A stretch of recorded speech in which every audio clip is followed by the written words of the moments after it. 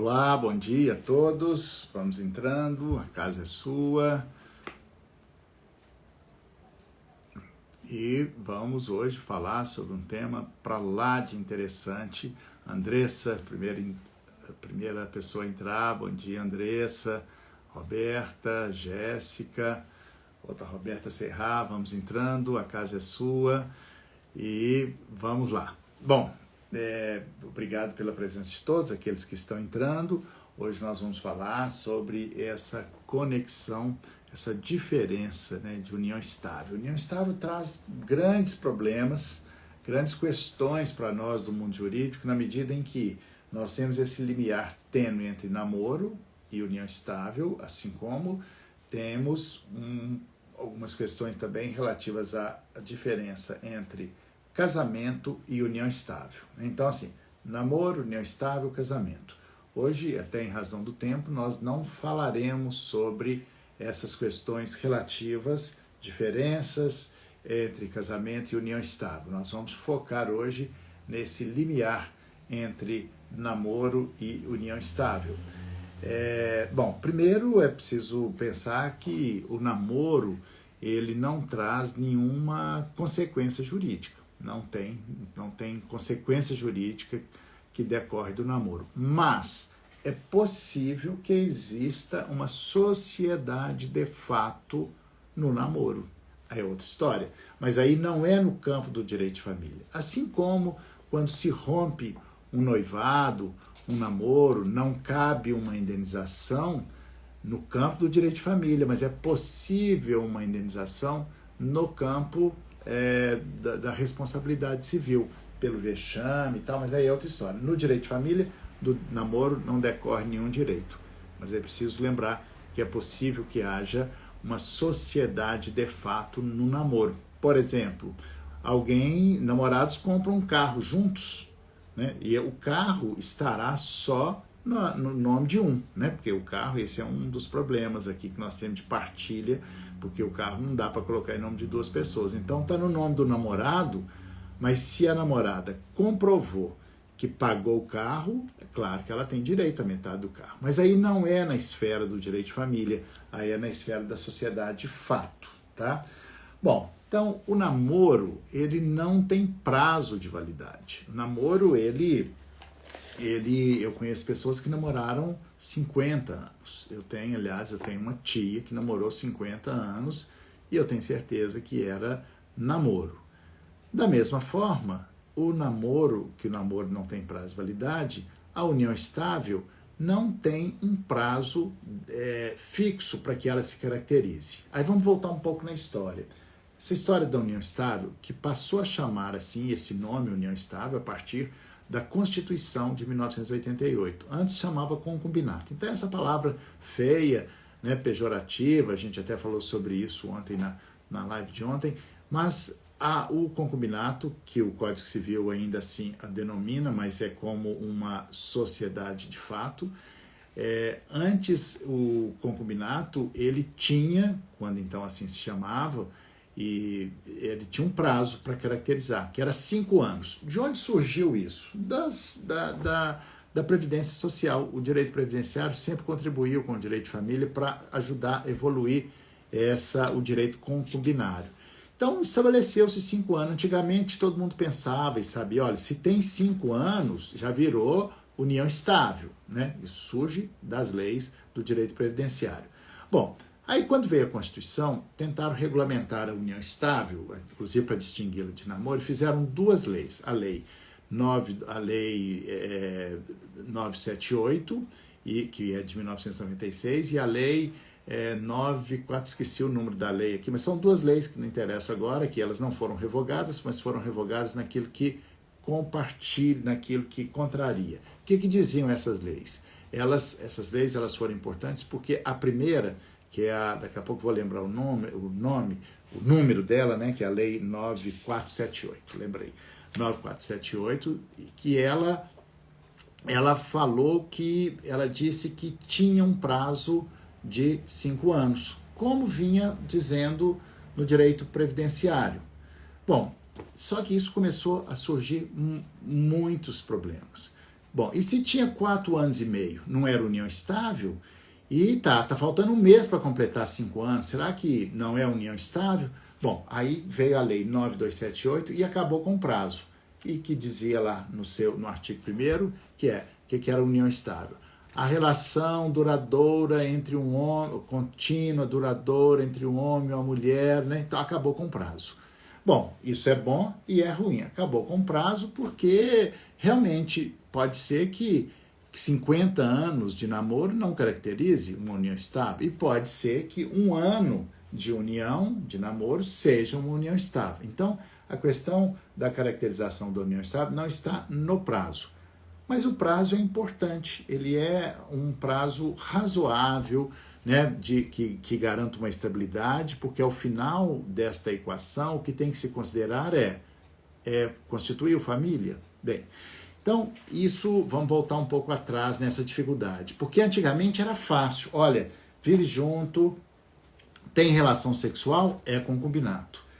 Mas como aquele clássico tripé do direito de família, sexo, casamento e reprodução, se desatrelou, né? Ou seja, o casamento não é mais o legitimador das relações, deixou de ser o legitimador das relações sexuais e não é mais necessário nem sexo para haver reprodução. Então a sexualidade começou a transitar por um outro lugar. Namorados têm relação sexual, é saudável a relação sexual entre namorados.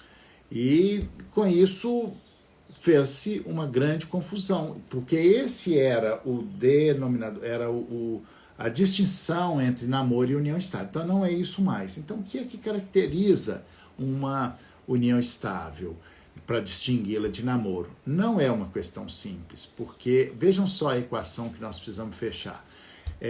Se vive junto, nem todos os casais vivem juntos. Aliás, muitas pessoas já vivem casados no civil, no religioso, vivem em casas separadas e esta é a fórmula da felicidade deles, né?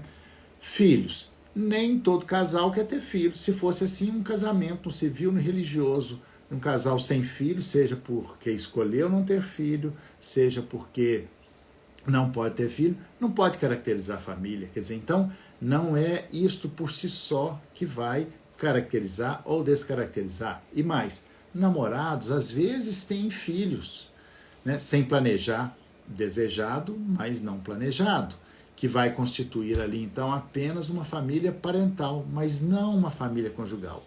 E aí a gente volta na velha história de se entender o direito de família pela perspectiva da conjugalidade e da parentalidade, ou seja, família parental, família conjugal. Então, continuando aqui esses requisitos para nos ajudar a fechar a equação.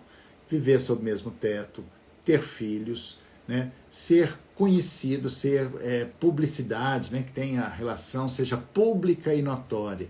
De onde que surgiu essa expressão? Por que era isso? É porque antes, quando não tinha um divórcio no Brasil, as pessoas, o casamento tinha acabado e elas começavam a se relacionar com outras pessoas, mas tinha que ser escondido. Então isso era uma forma de descaracterizar, né, o concubinato, como se chamava na época. Então hoje, essa coisa de ser pública e notória, isso não faz muito mais sentido, ou pelo menos rigidamente, porque inclusive algumas uniões, elas ainda são meio dentro do armário, né? São escondidas. As uniões homoafetivas, muitas delas não são, por questões íntimas daquele casal, não são publicáveis, não são publicizadas, né? Por razões da economia do desejo de cada um. Então, vejam só como ficou complicado. O tempo, que era 5 anos, não é mais 5 anos, mas tem uma única, talvez a mais importante relação, o elemento mais importante que caracterize isso é a relação de dependência econômica.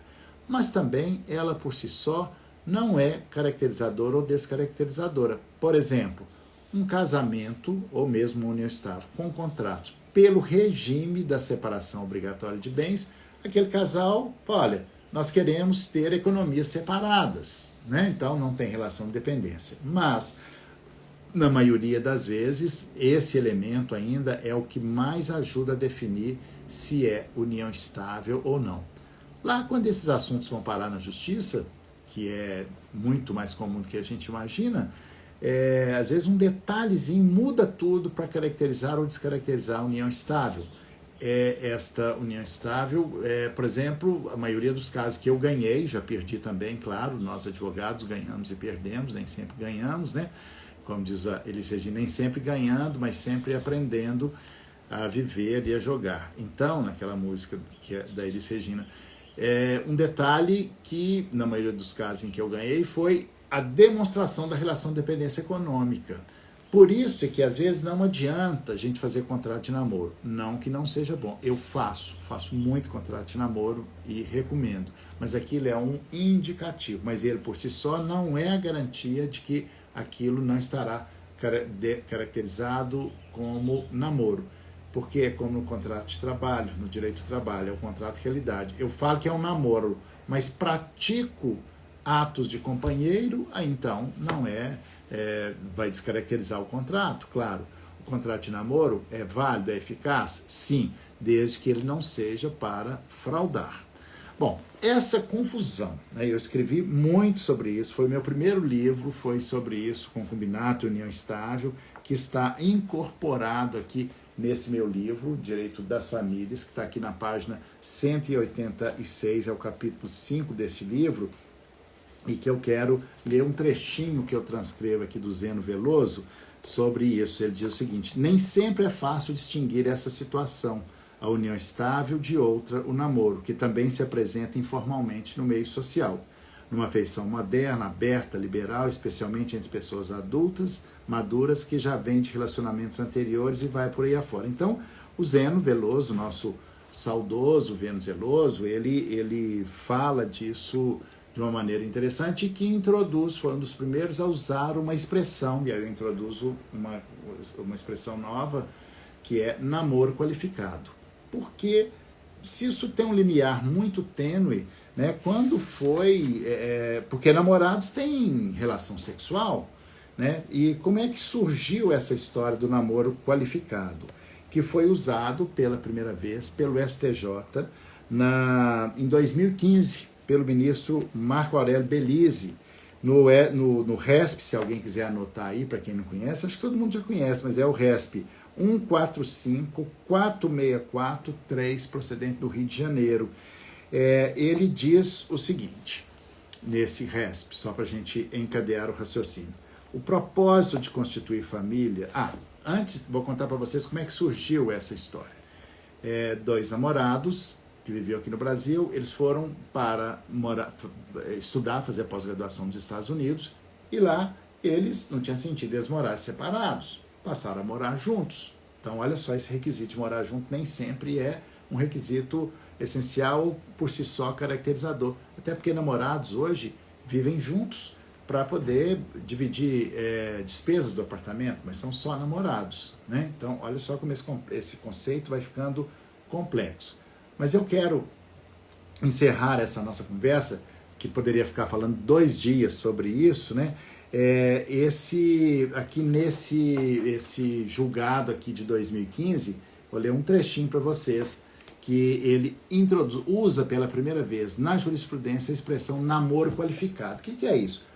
Aquilo que eu até nem gosto muito dessa expressão, porque a gente pode pensar que tem um namoro qualificado e o namoro desqualificado, né? Eu faço essa antinomia e fico um pouco incomodado. Mas como não tem uma ideia melhor ainda, se alguém tiver, até me fale, que a gente pode até incorporar isso no dicionário e criar, né? Porque o que não tem a gente inventa, posso colocar lá no meu dicionário e a gente vai criando um novo vocabulário de direito de família. O direito de família é vivo, dinâmico, ele está em constante evolução e ele se faz a partir disso, dessas nossas conversas, disso que eu estou falando, essa troca de ideias com vocês, vão vindo outras ideias. Portanto, se alguém tiver alguma ideia melhor, um nome melhor para essa expressão namoro qualificado, por favor, me avise que nós vamos tentar dar um nome melhor. Mas vamos lá. O propósito de constituir família, alçado pela lei de regência como requisito essencial à constituição da união estável, estou lendo aqui esse RESP que eu acabei de me referir, a constituição da união estável, a distinguir, inclusive, essa entidade familiar do denominado namoro qualificado não consubstancia mera proclamação para o futuro da intenção de constituir família. E vai por aí afora. Eu vou deixar o número desse resto para vocês, a maioria de vocês já conhece. Então, quando o ministro falou dessa expressão, isso se espalhou, né? E todo mundo começa a usar, porque realmente tem uma questão que não é namoro, mas não é só um namorinho, né? É um namoro mais sério, que ele chamou de namoro qualificado. Namoro qualificado que inclui a relação sexual. Olha só, o direito de família o tempo todo passa e é perpassado pela questão da sexualidade. Daí a importância da gente falar de união estável, falar de psicanálise, de como a psicanálise nos ajuda a entender essas questões do direito de família. Interfere o tempo todo, né? Falar de união estável e de namoro, esse limiar tênue, pressupõe, claro, entender um pouco, falar de sexualidade, que inclusive veiculou toda a história do direito de família, é veiculada por essa moral sexual, né? Que é muito perigosa, por sinal. Então, o que eu quero trazer para vocês é que essa diferença tênue, essa questão, não tem uma forma única e acabada. Eu trago aqui nesse meu livro várias decisões, eu destrincho um pouco mais, porque a linguagem oral, como eu estou aqui com vocês, ela é diferente da linguagem escrita, né? A linguagem escrita é mais densa, mas tem mais elementos. Então, se alguém quiser conferir um pouco mais sobre essa história de namoro e união estável, está lá nesse capítulo 5 desse meu livro. E quero lembrar também, e aí é uma observação da minha clínica do direito, é que tem ângulos de visão muito diferentes. Não sei se vocês já observaram isso. A mulher chega e conta, olha, o meu companheiro, né, nós estamos juntos há 5 anos e tal, e já aconteceu isso. Aí o homem, o mesmo esse que ela chamava companheira, fez uma consulta comigo, sem que eu soubesse, porque me contou uma história completamente diferente da dela, ou seja, são ângulos de visão diferentes. Na visão dele olha, a minha namorada tem 5 anos que nós namoramos, então o Freud dizia, tem um abismo muito grande desse universo masculino e feminino. Então, nesse abismo, faz provocar isso, né, essas visões diferentes. O que aconteceu nesse caso concreto? Eu não pude ser advogado nem de um nem de outro, porque eu fui procurado pelos dois. Atendi inocentemente o segundo, que era o homem, que dizia namorado, né? E eu não sabia, porque ele me contou uma história tão grande, tão diferente, que quando eu fui constatar, era a mesma pessoa. Incrível isso, né? Como é que uma coisa, um objeto ou uma situação pode ser visto de várias maneiras, né, por determinadas pessoas, né? 10 pessoas podem ter 10 visões diferentes sobre o mesmo objeto. Então, nesse caso, eu acabei não podendo atuar nisso. Bem, mas o que eu quero, para poder finalizar, é recomendar a vocês, que eu falo aqui nesse meu livro, né, como eu disse, eu sempre indico uma filmografia. Os filmes, a linguagem artística, né, nos ajuda a aprofundar isso. E tem filmes fantásticos sobre isso, né? Sobre união estável, concubinato, e sobre as uniões plurimas, né? Sobre multiconjugalidades, por exemplo. E então eu quero recomendar alguns filmes. Para esse capítulo, nessa minha filmografia, eu indico 8 filmes, mas eu queria indicar para vocês um que é um filme mais antigo, mas que é um filme belíssimo, que é um filme chinês, que chama Adeus Minha Concubina, né? Esse tá lá. E tem um outro também, que tem tudo a ver com o direito de família, que está cada vez mais contextualizado, que é de 2010, que chama Amor por Contrato, né? Depois tem também, tem vários, aí tem A Proposta, Loucamente Apaixonados, Amor por Direito, que é de 2015, enfim, vejam, confiram aí nessa filmografia desse meu livro, sobre essa diferença entre namoro e união estável. Bem, nós já nos estendemos mais do que nos propusemos, porque a ideia aqui é não atrapalhar o almoço de vocês, é a gente fazer uma live rápida mesmo. E vamos agora, antes de encerrar, dizer que vamos fazer uma pausa para o carnaval, né? Vamos fazer uma pausa, embora não vai ter o carnaval oficial, mas acho que muita gente entra nesse clima do carnaval. Vamos fazer uma pausa e voltamos na quinta-feira. Estamos fazendo uma pesquisa para saber se vocês preferem continuar neste neste mesmo horário, 11h33, ou se passamos um pouco mais tarde, ou se deixamos para fazer à noite e tal. É isso aí. Bom carnaval a todos, espero que possam ver esses filmes, aproveite o carnaval para ver esses filmes, não deixem de ver Adeus, Minha Concubina. Até a próxima.